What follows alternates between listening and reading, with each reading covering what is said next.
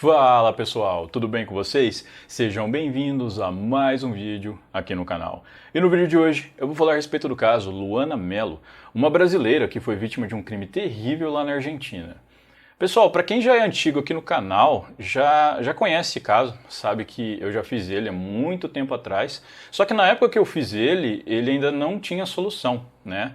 Agora, felizmente, né, graças às autoridades argentinas, a pressão da família e tudo mais, esse caso teve solução. Então eu estou trazendo aqui, além do caso resumido para vocês, o desfecho final dele, para que a gente consiga fechar, vamos dizer assim, fechar esse círculo aqui no canal. Inclusive, na época que eu postei esse vídeo pela primeira vez, a irmã da vítima, né, a irmã da Luana, entrou em contato comigo e passou algumas informações a respeito do caso na época, que eu deixei no comentário fixado desse mesmo vídeo que eu postei lá atrás, caso vocês tenham interesse de ver.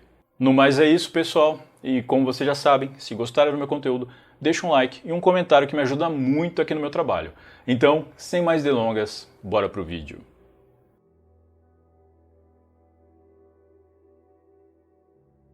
Luana Mello era uma jovem de 25 anos. Ela nasceu no estado de Goiás, no Brasil, e era a mais velha de 3 irmãos.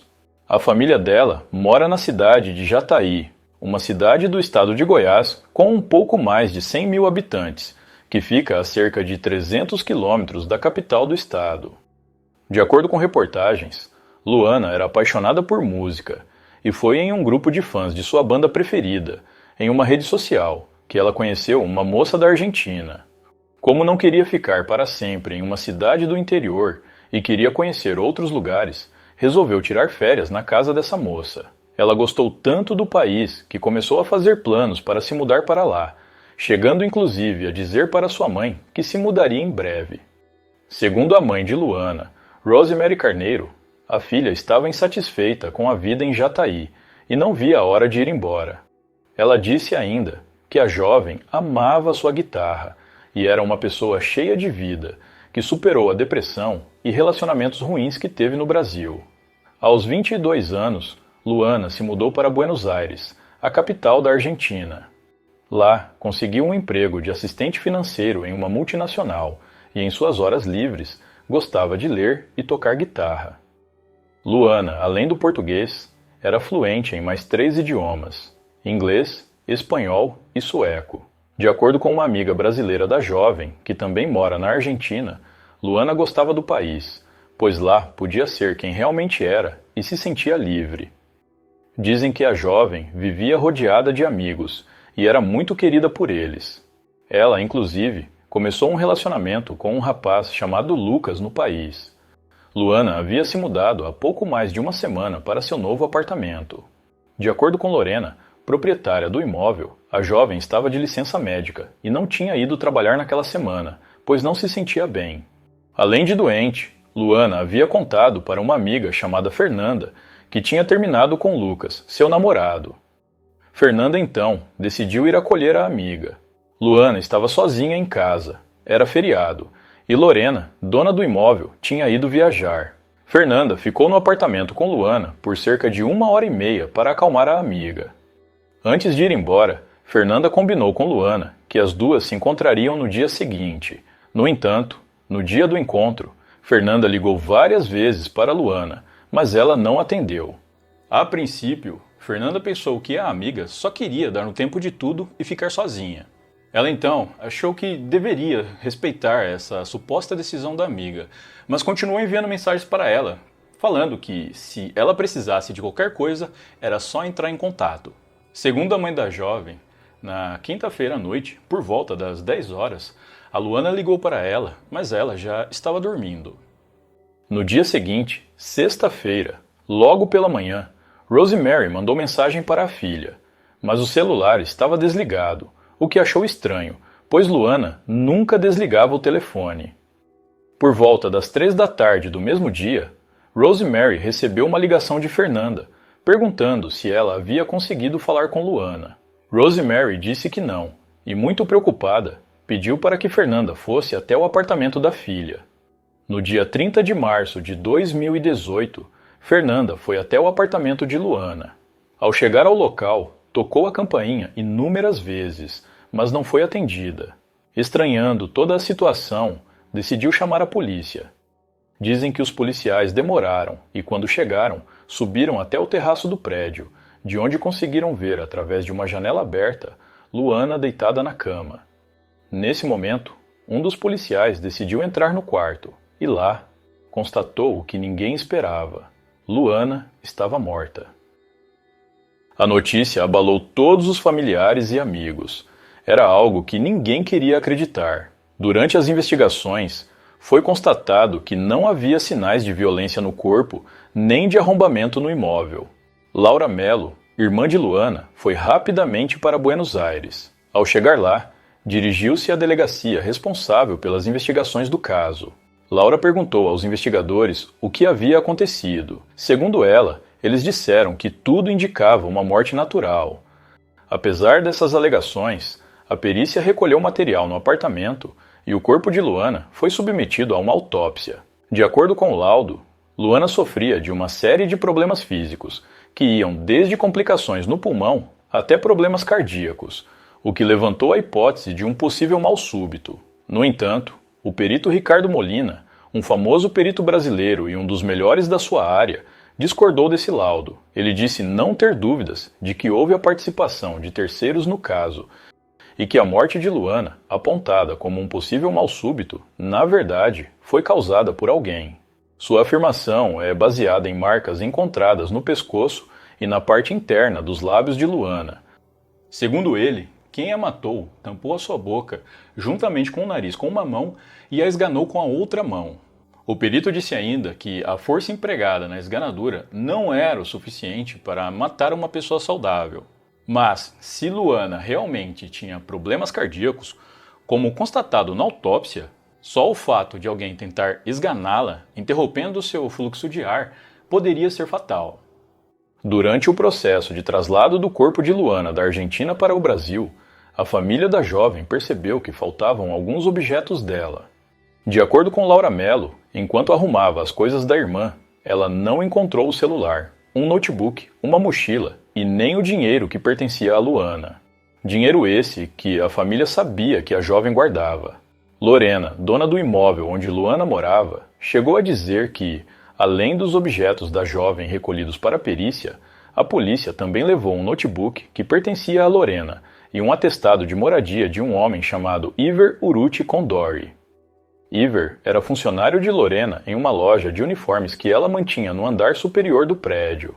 Ele também tinha as chaves de todas as portas do imóvel, incluindo as dos apartamentos. Lorena disse ainda que o homem costumava dormir no terraço do prédio. Essa informação, que obviamente seria crucial para as investigações, só foi passada depois por Lorena, pois, segundo ela, nem se deu conta de que deveria avisar a polícia que seu funcionário tinha acesso a todos os apartamentos do prédio. De acordo com informações, Luana teria conhecido Iver na mesma semana em que morreu, e a proprietária do imóvel afirmou que, se Iver tivesse batido na porta do apartamento da jovem e pedido para usar o banheiro, ela provavelmente deixaria, pois era uma pessoa bem receptiva. O corpo de Luana foi levado para Goiânia, onde foi enterrado pela família, que estava totalmente confusa com toda a história. Passados 3 meses desde o enterro, a família teve uma surpresa.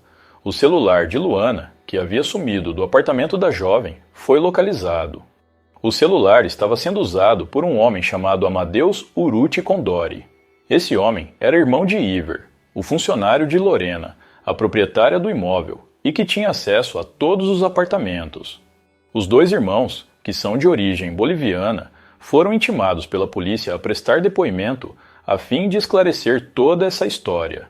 Na delegacia, os 2 usaram o direito de se manter calados para não produzirem provas contra si mesmos. Os 2 irmãos chegaram a ser presos por furto e receptação de objeto furtado, mas foram soltos em seguida para responderem em liberdade. Iver chegou a ser submetido a um teste de DNA, já que embaixo das unhas de Luana foi encontrado material genético pertencente a um homem. No entanto, o teste deu negativo para Iver e ele foi liberado. Eu não encontrei informações se a polícia chegou a testar o DNA de Amadeus, irmão de Iver, para verificar se correspondia ao encontrado nas unhas de Luana. Em uma publicação que encontrei na internet, dizia que Amadeus não estava na Argentina quando Luana morreu. Desse modo, pode ser que a polícia não tenha visto necessidade de testar seu DNA, já que seria impossível que ele fosse o responsável pelo suposto crime, estando em outro país quando tudo ocorreu. Havia também a possibilidade de esse DNA pertencer a Lucas, ex-namorado da jovem, já que, pouco tempo antes de Luana ser encontrada morta, eles terminaram o relacionamento. Talvez tenham discutido, e Luana pode ter arranhado o rapaz. No entanto, após a polícia testar o DNA de Lucas, o resultado deu negativo. Mesmo assim, Lucas chegou a ser investigado, mas foi descartado como suspeito, pois estava fora da cidade quando Luana morreu. A Promotoria Pública de Buenos Aires pediu que Iver Uruti Condori fosse investigado por homicídio, mas a juíza responsável pelo caso negou. Um novo pedido da promotoria foi feito, e novamente foi negado sob a alegação de falta de provas. De acordo com Marcos Tosato, advogado da família de Luana em Buenos Aires, perante as leis argentinas não basta apenas provar que o crime aconteceu de uma certa maneira, é necessário demonstrar que não poderia ter acontecido de outro jeito. No caso, a prova tem que ser total.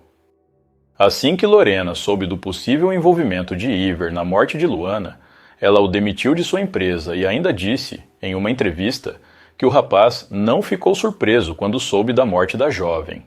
A família não aceitou a teoria de morte natural e também não se conformou com a decisão da justiça argentina. Laura Mello, irmã de Luana, chegou a dizer em uma entrevista que é muito doloroso não ter o direito de que o provável responsável pelo crime responda por isso, e que se ele for inocente, que ao menos seja investigado para que isso seja provado. Os familiares e amigos de Luana não desistiram e continuaram pressionando a justiça argentina para que o caso fosse melhor investigado.